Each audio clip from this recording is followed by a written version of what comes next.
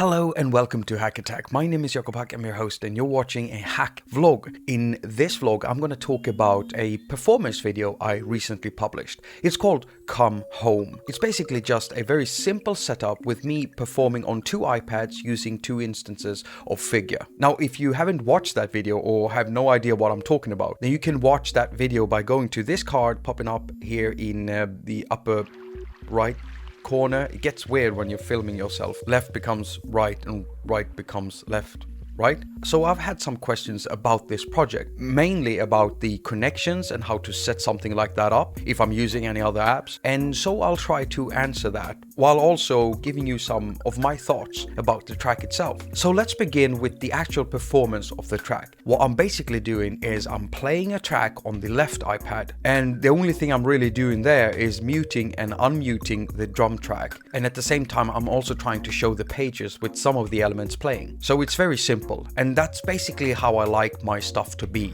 I don't want to think or concentrate too hard when I perform my music. So I put in a lot of work before I do anything. And I do that with everything. Presets, projects. But with Figure, it's fairly straightforward. It's such an easy app to use. I might have spent like 20 minutes preparing this track. So there's not much going on that pad, except having the track playing. Let me also add that I made that track on my iPhone earlier that day, and then I simply shared it unlisted to my Funa account on AudioBus. That way I was able to access the track on all my other devices through Safari and just download it into Figure. That's basically how the sharing system works at AudioBus. Alright, so the audio from the left iPad and Figure playing there is going out through the headphone port. And I'm using a cable with a stereo headphone jack connector at one end that then splits up into two RCA connectors going into the Behringer UCA 202. It's actually one of my most useful tools that I have in my iOS setup. I use it for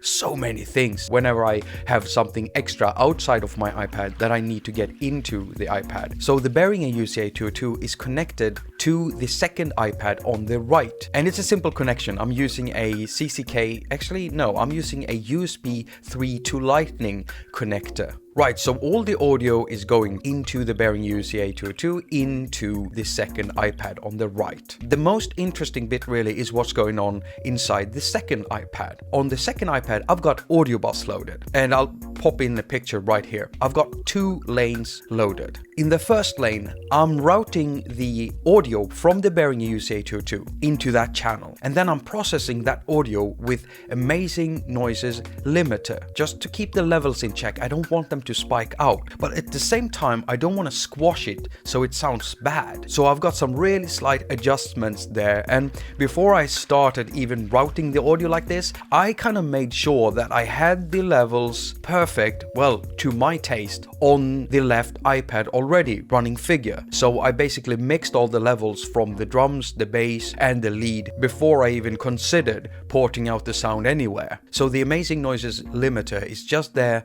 to keep things in check. And then that signal gets fed into AudioShare by Chematica, because I'm using AudioShare to record this whole performance. Now in the second lane is where I've got my second instance of Figure. I realized I didn't need to sync them because I'm playing that lead sound freehand, and I haven't got the quantization option inside Figure even on for that lead sound. Now what I did do was I did remove all the effects on that lead, and as you can see in that signal chain, in that lane inside AudioBus, Figure is running through three Chematica AUFX effects.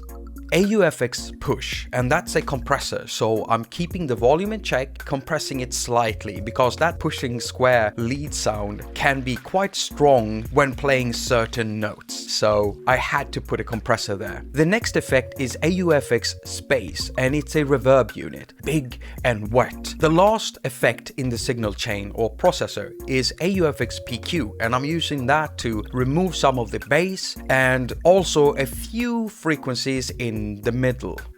the middle, in the mid-range, basically. And all of that processed sound are ending up inside AudioShare. Now, when I was done with my performance, I turned off the camera, meaning my iPhone, because the iPhone is filming this whole time. And I also turned off the audio recording. So I end up with a video file and a WAV file. Now, the WAV file gets sent to Igor Vasiliev's audio mastering. I use that for any type of audio that I'm processing. Even the microphone audio you're hearing right now, me talking, has been processed through Igor Vasiliev's audio mastering app. When I'm done with that mastering bit, I'm not really mastering it, and I'm not EQing or anything like that, just keeping a compressor slightly on it and then maximizing the level. Why I'm doing that is because I want my viewers to hear stuff as is. So when the processing inside Igor Vasiliev's audio mastering app has been done, then I send that through AirDrop from the iPad to my iPhone 6s. Here is where I actually put the audio together with the video inside Pinnacle Studio. And the thing is, you see, the way I'm monitoring this is through headphones connected to the Behringer UC-A202. But there's no actual audio going out inside the room, so the phone is basically just filming a very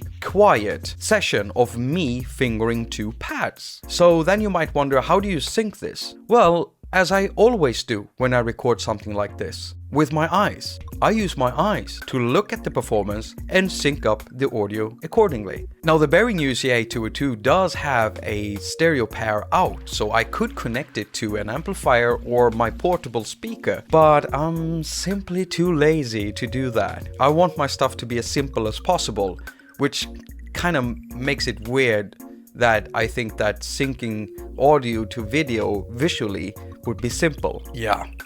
But that's really how I do it. That's basically how I've done all of my live performance videos, and I've got 60 of them on my channel. But to anyone else that needs an audible signal to sync up audio with, then I suggest you connect a pair of speakers so that the audio will play out in the room and so that the video recording device you're using can pick up on the sound. So that's basically it. So for any figure users out there who wants to remix the track, then what's going on the left pad, I shared that track to my Allihopa account under the name Funa. So I'll put a link to that in the description, and you could just download it into Figure and remix it yourself if you want. I always put a lot of links down in the description, so I suggest you open up the description box, because usually whatever I'm talking about inside a video is always down there in links. Thank you so much for watching. All comments and ratings are very much appreciated. I've also got a Patreon account, so if you like what I do, if you like my channel, if you want to help support creativity and good content here on YouTube, then consider joining up on my Patreon site. You can see the address right here. You can also find it down in the description. I talk a lot about the description in my videos, don't I? Now, if the whole Patreon deal isn't really your cup of tea, but still want to support me in some way, then a great way of doing that is just spreading the word about my channel. Link to it, share it with friends who might be musicians.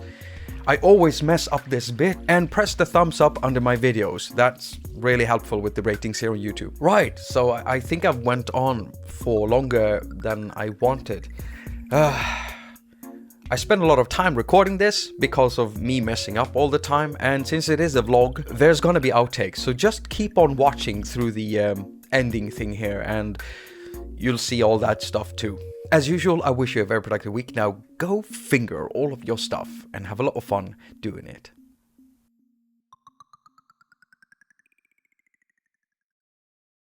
So I've loaded up the second iPad. I haven't loaded up the iPad. I've loaded up AudioBus. I've loaded up the iPad mini. I haven't loaded up the iPad. I've loaded up AudioBus. I've loaded up AudioBus on the iPad mini 2. I'm using the iPad mini 1 now, aren't I? I've loaded up the iPad. I haven't loaded up the iPad. So, what was I saying again? I've loaded up the second iPad. No, not the second. I haven't loaded up any iPad. I load up apps on the iPad. So I've loaded up the. I load up apps on the iPad. So on the iPad mini 2, I've loaded up. So on the iPad mini 2, the iPad on the left. It's not the one on the left. It's the one on the right. So on the right iPad, meaning. So on the second iPad, on the right iPad, how do I get past this now? How do I get past this? So on the second iPad, I've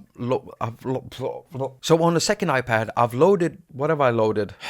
I'm never gonna get through this. So on the right is it the right iPad or is it the wrong one? Wait, wrong. It's the left one. No, it's not the left. The left one is the iPad mini 1. Right one is the iPad mini 2. Okay. So on the I despise when I make those smacky noises. So on the right iPad, so on the left, it's not the left iPad, it's the right iPad. So on the right iPad, I'm never gonna get past this. So on the right iPad, I've got AudioBus loaded, and inside AudioBus, I'm using 2 lanes. So on the right iPad, I've got AudioBus loaded, and on the not on the iPad, on the right iPad. So on the right iPad, I've got AudioBus loaded, and I'm using 2 lanes. Do it again, more properly. So on the right iPad, I've got AudioBus loaded, and I'm using 2 lanes. I'll just have to cut this.